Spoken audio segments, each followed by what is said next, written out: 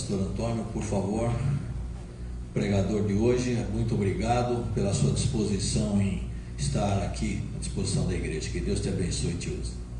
Muito obrigado. Nós estamos orando pela igreja, passamos a semana orando por vocês e acredito que vocês também estão orando, estiveram orando por nós. Nós já conhecemos praticamente todos, já não somos membros. Eu não sou membro da igreja, dessa igreja ainda, mas e sempre estive aqui. Vocês me conhecem, ajudando o pastor Rui, sempre dando oportunidade para a gente compartilhar a palavra de Deus, estudar junto a lição, e é um prazer, irmãos. Para mim é um prazer enorme servir a Deus, ajudando de alguma forma nas minhas limitações. Depois que vocês saem do Brasil, eu já estou fora do Brasil há quase 33 anos. A gente vai perdendo muitos hábitos, inclusive o português da gente vai ficando enferrujado. Mas pouco a pouco a gente, com a graça de Deus, consegue ainda comunicar, e especialmente comunicar a palavra de Deus, não é mesmo? E isso é o mais importante. É muito bom estar aqui, é um prazer estar aqui com vocês novamente, né, hoje. E eu quero também dar as boas-vindas àquelas pessoas que estão nos assistindo online. Muitos que moram aqui na cidade de Orlando, ainda devido ao distanciamento social, não estão vindo à igreja, mas nós queremos dar as boas-vindas a você que está online nos assistindo, aqueles que estão em casa. São todos bem-vindos para estudarmos a palavra de Deus. E eu quero falar para vocês, nesta hora, talvez a minha esposa está lá no Brasil, eu acredito que ela nesse momento está conectada. E ela não me viu de bigode ainda. Eu estava usando cavanhaque, ela deve estar vendo agora. Assim que eu quero orar. Ontem a minha esposa, conversando com ela, ela deixou uma mensagem, estava chorosa, e pediu para orar. E ela estava sentindo muita falta de uma irmã que carregou a igreja da cidade de Mantenópolis, Espírito Santo, nas costas praticamente. Apoiou muito aquela igreja financeiramente. E ela faleceu ontem, no dia do seu aniversário. No dia do seu aniversário, ela faleceu por causa desse vírus. E o esposo dela já tinha falecido já fazia 2 semanas. Agora ficaram os filhos.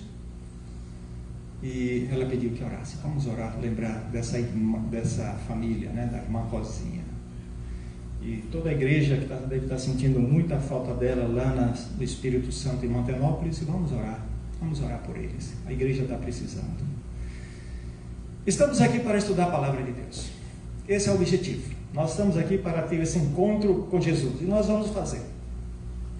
Então, aqueles que estão em casa, pegue a sua Bíblia, talvez uma caneta, para poder anotar alguma coisa que vocês têm interesse.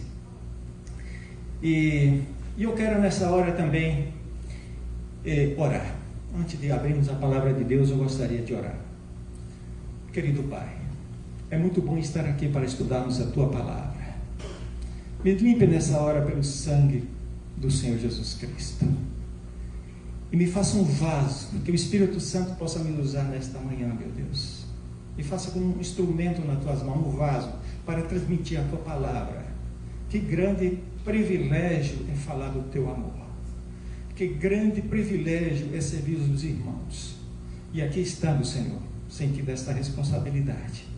Esteja conosco enquanto estudamos a Tua palavra, em nome do Senhor Jesus. Amém. O texto bíblico que vamos estudar está registrado no livro de Mateus, o capítulo 14, do versículo 22 em diante. É uma passagem muito conhecida por todos vocês. Vocês já conhecem muito bem, mas nós gostaríamos de deixar que a palavra de Deus fale conosco.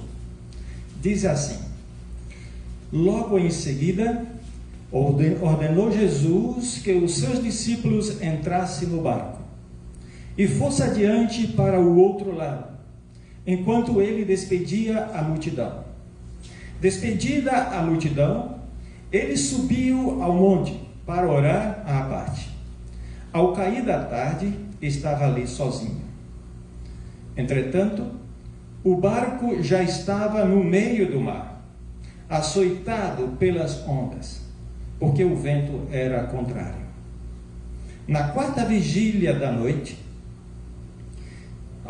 as traduções falam às 3 da manhã, dirigiu-se Jesus a eles, andando por sobre o mar. Os discípulos, vendo-os caminhar por sobre o mar, assustaram-se, dizendo: é um fantasma, e gritaram de medo. Jesus, porém, imediatamente lhes disse: tende bom ânimo, sou eu, não temais. Respondeu-lhe Pedro: Senhor, se és tu, manda-me ir ter contigo por sobre as águas. E ele disse: vem. E Pedro, descendo do barco, andou por sobre as águas para ir ter com Jesus. Mas, observando o vento forte, teve medo e, começando a afundar, clamou: Senhor, salva-me!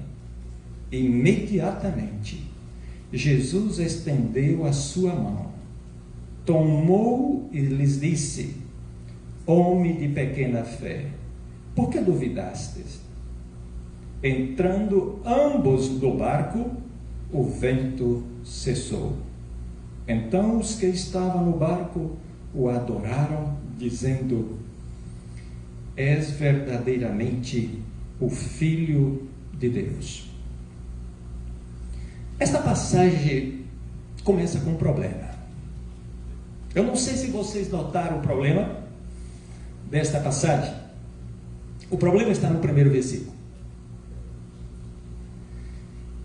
Logo em seguida, Jesus ordenou que os seus discípulos entrassem no barco e fosse adiante para o outro lado, enquanto ele despedia a multidão.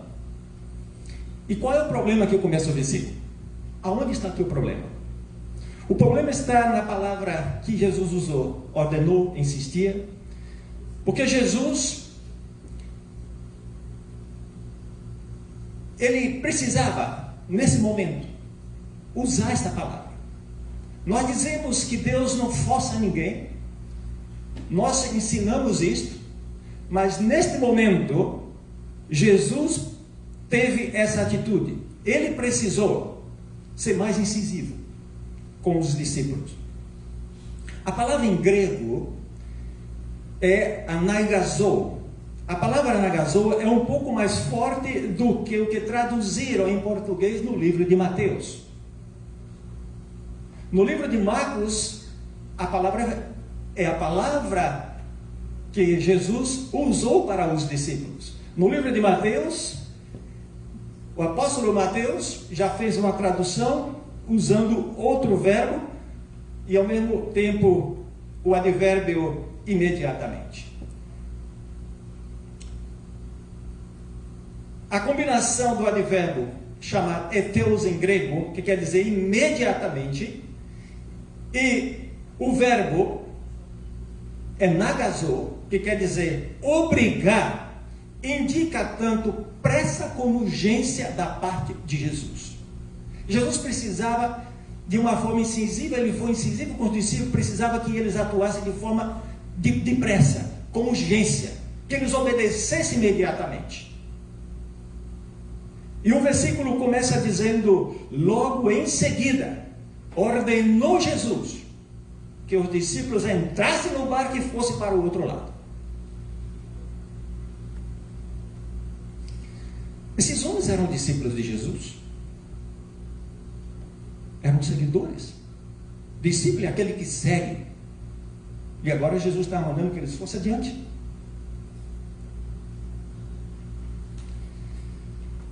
Nós falamos que Deus não obriga ninguém. E aqui está um problema. Para entender essa atitude, nós precisamos entender primeiro o que estava acontecendo. O que foi que aconteceu naquele dia? Jesus passou um dia com muita atividade com seus discípulos. Jesus tinha passado aquele dia curando, pregando, ensinando a palavra de Deus. Jesus curava mais do que pregava. Ele passava muito tempo curando, as multidões vinham ter com Jesus para serem curadas. A fama de Jesus correu por toda a região. E as pessoas traziam para as pessoas os doentes, os enfermos, as pessoas com problemas, para que Jesus pudesse curar, para que Jesus pudesse dar uma palavra, para que Jesus pudesse melhorar a sua situação. Aquele dia Jesus esteve pregando todo dia para uma grande multidão. E no final da tarde, aquela multidão estava com fome. Aquela multidão estava com fome, já era tarde. E agora Jesus, os discípulos preocupados, porque já estava o sol descendo, pediu para que Jesus falasse para que eles fossem embora. Jesus disse que eles deveriam alimentar aquela multidão. Mas os discípulos pensaram, que incoerência, alimentar, nós não temos pão suficiente.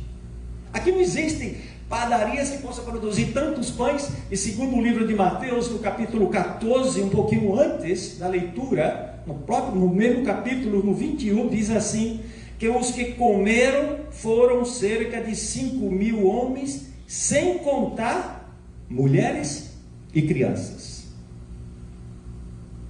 Assim que, se nós formos fazer a matemática certa, aproximadamente quantas mil pessoas tinham ali?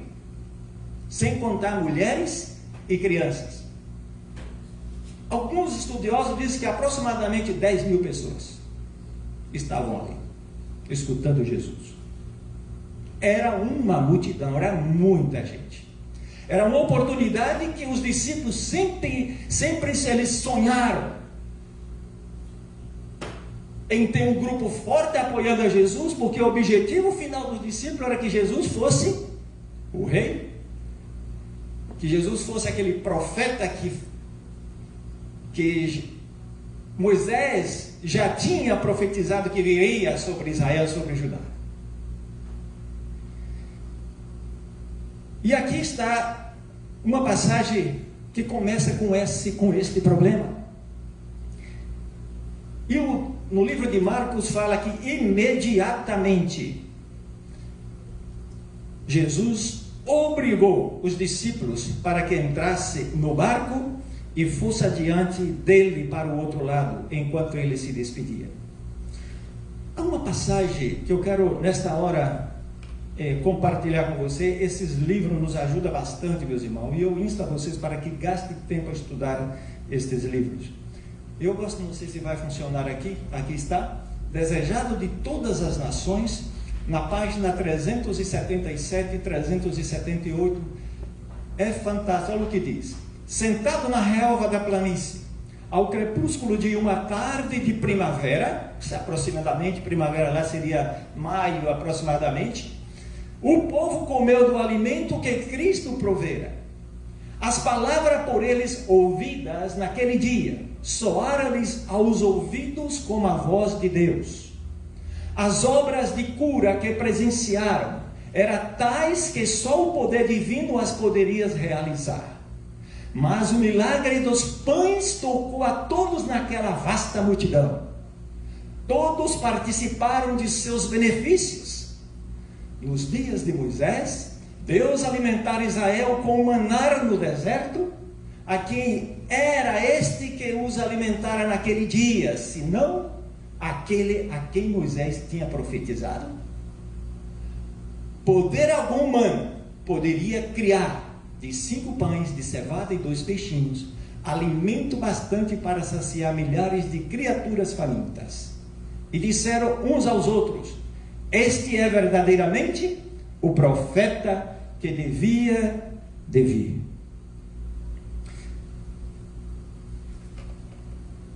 O povo estava vivendo debaixo do jugo dos romanos.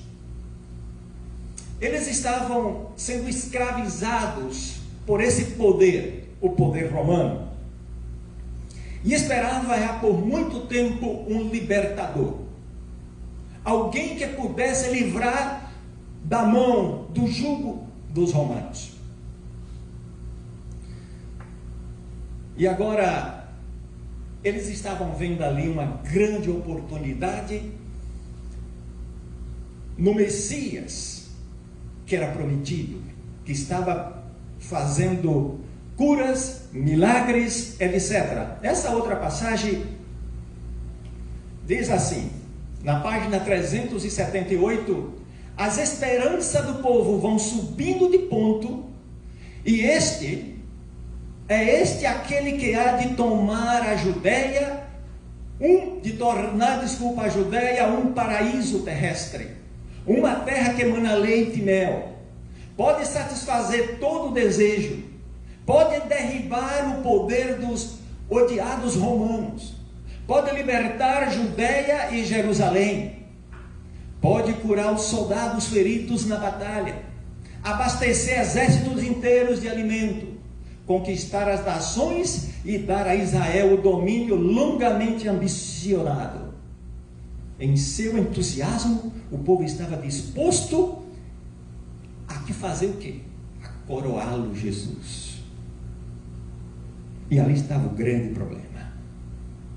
O povo estava disposto a usar aquela multidão, aproximadamente 10 mil pessoas, para coroá-lo Jesus como rei, o seu libertador. No livro de São João, no capítulo 6, o versículo 14 e o versículo 15, o apóstolo João, porque essa mensagem está registrada nos 4 evangelhos, e o apóstolo João, no capítulo 6, fala o seguinte: depois de ver o sinal milagroso que Jesus tinha realizado, o povo começou a dizer, sem dúvida, este é o profeta que devia vir ao mundo. E o 15 fala, sabendo Jesus que pretendia proclamá-lo rei à força, retirou-se novamente para o monte e foi orar, sozinho.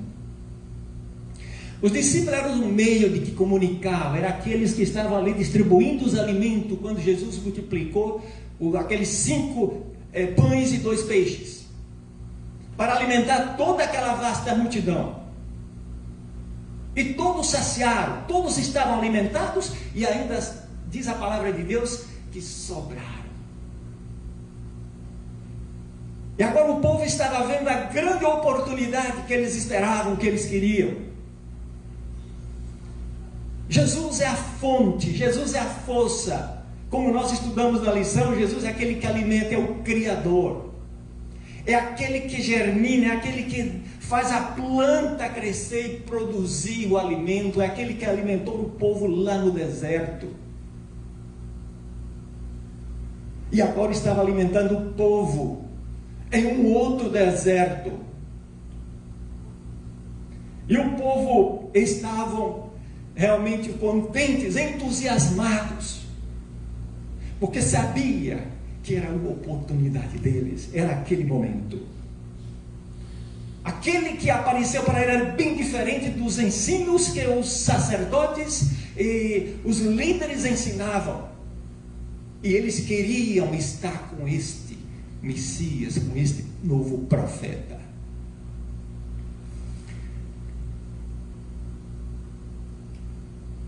Ainda o desejado de todas as nações, recomendo que leia esse livro, meus queridos. Vale, vocês vão amar o tempo gasto com este livro. Percebendo o sentimento da multidão, os discípulos tomaram a iniciativa e estiveram a ponto de proclamar o rei de Israel. Judas foi o primeiro dos 12 a perceber a importância do sentimento popular, e foi ele quem iniciou o projeto de coroar a Jesus, o rei. Eles estavam entusiasmados porque eles sabiam que ia fazer parte daquele reino. Eles não estavam preocupados em colocar Jesus como centro. da sua vida. A preocupação era os benefícios que iriam ter ao estar com Jesus.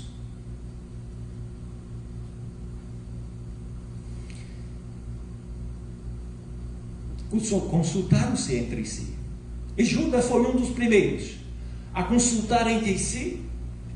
E aquela grande multidão gritando, entusiasmada, eufórica, queria, como diz a palavra de Deus, em João, o apóstolo João disse que a força estava querendo proclamar o rei de Israel.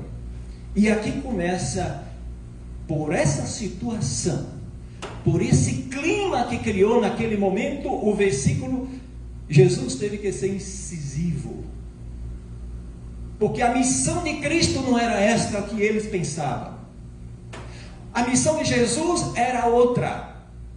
E agora eles estavam querendo que Jesus fosse rei, e Jesus sabia que ele um dia ia ser coroado, mas era uma coroa diferente que ele iria receber. Não era essa coroa que eles estavam querendo colocar e proclamar o rei de Israel, rei de Judá.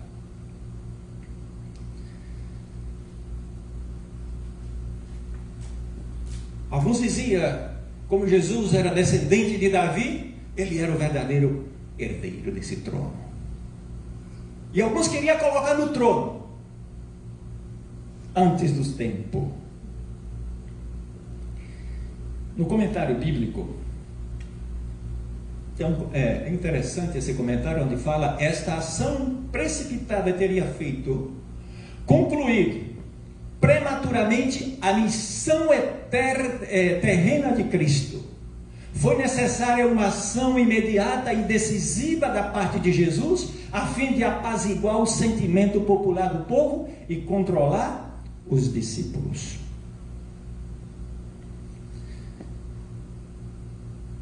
Era duro para os discípulos, foi muito difícil para os discípulos aceitar aquela ordem do seu mestre. Nunca antes eles duvidaram em obedecer como agora. Era muito difícil para eles saírem e deixar o seu mestre sozinho, mas Jesus o deu a ordem incisiva. Imediatamente eles pediram: entre no barco.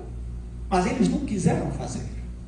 Imagine o que eles estiveram ali, enquanto estava alimentando a multidão eufórica, comentando com um, comentando com o outro, como deveriam fazer, porque eles eram um meio de comunicação que estava ali alimentando todo aquele povo. E Jesus percebeu o que estava acontecendo. Se isso tivesse acontecido, violência iria acontecer em Israel. Iria ter guerra civil, iria ter problemas. E poderia frustrar completamente o plano de missão de Jesus. E Satanás queria que isso acontecesse. Satanás desejava que isto pudesse acontecer. Por isso que Jesus, ele foi incisivo.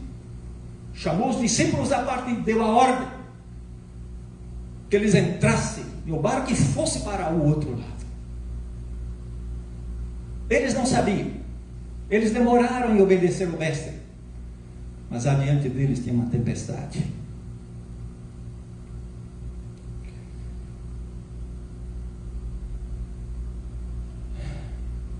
Jesus, o versículo 12, o versículo 23 diz: despedida a multidão, ele subiu ao monte para orar à parte.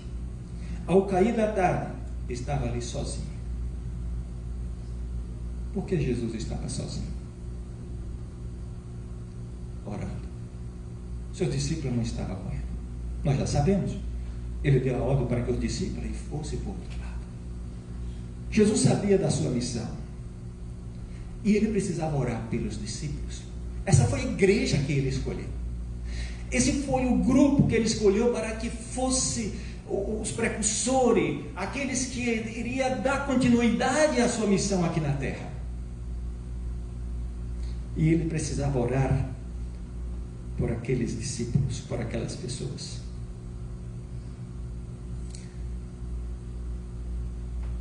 Eles estavam sendo provados. Satanás, ele sempre tenta provar. Ele vem com suas tentações para derrubar, para destruir o seguidor de Cristo, Filho de Deus. Ele é astuto. Ele usou a própria palavra para poder enganar e apareceu como um anjo de luz para enganar o próprio Jesus.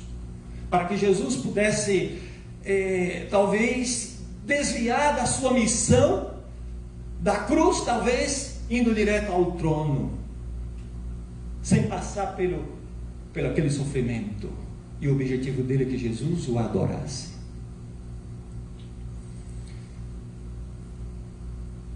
Eu lembro que eu dou graças a Deus que a graça de Deus me alcançou quando eu tinha 16 anos aproximadamente. Fiquei aproximadamente, depois que me batizei, fiquei com um ano na igreja e fui direto para a escola, para o colégio adventista. Fui estudar na escola adventista, lá na Bahia, o IAN na época. Fui pioneiro naquele colégio. Trabalhei muito, sofri como trabalhei ali, como industriário, nós chamamos. E não foi fácil. Sofri como aquela malaveia para soltar o fubá. Não foi fácil ali. Trabalhei tudo para pagar os estudos. E ali comecei a ver no colégio, eu estava caminhando na fé.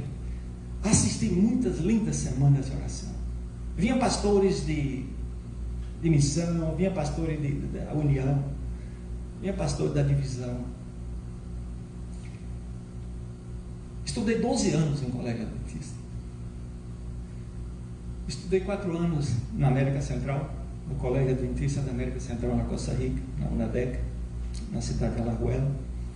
E ali tive o privilégio de escutar linda semana de orações de pessoas, pastores que vinham da conferência geral, pessoas que vinham da divisão.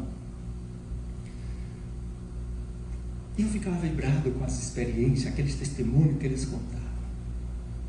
E eles contavam cada testemunho e eu ficava animado. Eu desejava um dia ser um pastor também e poder contar aqueles testemunhos que eu escutava. Eu sentia aquela vontade de um dia poder contar testemunhos e sonhava com aquilo. Depois vim para a América e estudei aqui também.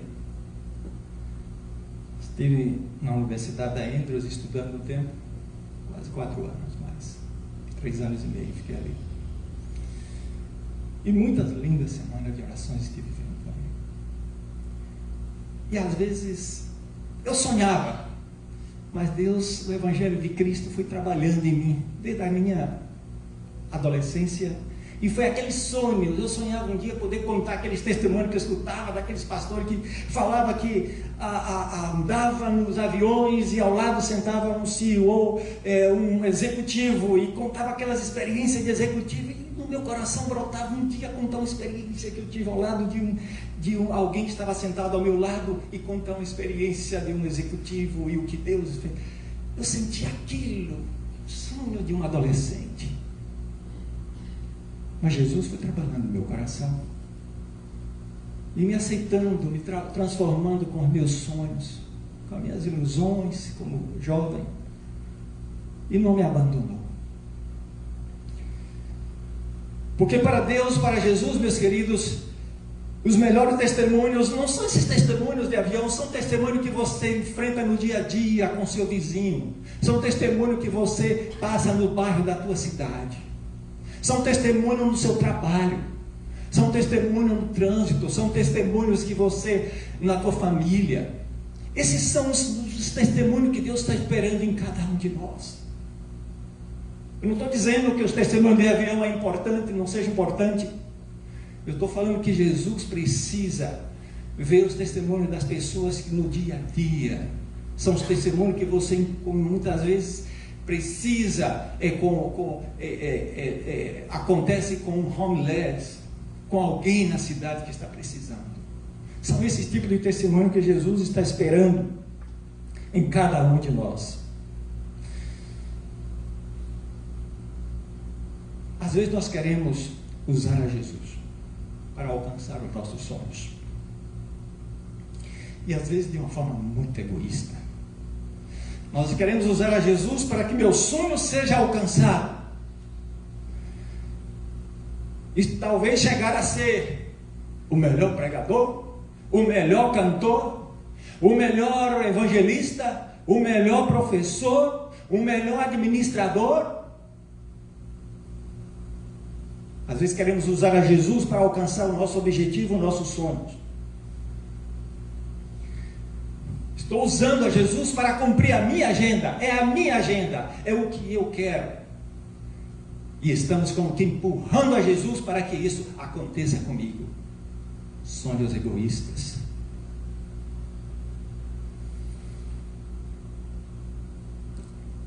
O discípulo é aquele que segue.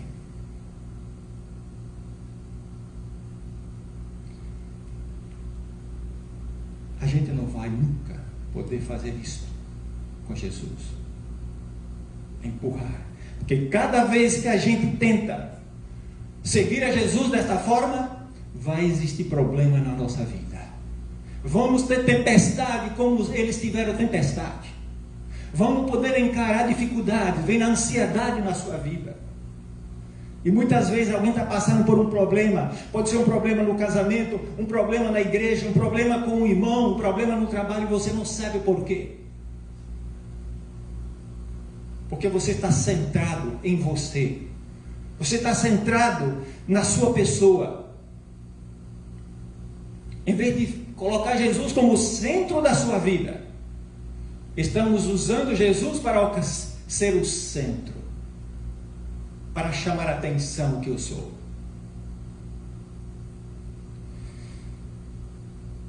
Nós precisamos aprender, meus irmãos, a seguir a agenda de Jesus. Não é a minha agenda, é a agenda de Cristo. Por que nós não confiarmos?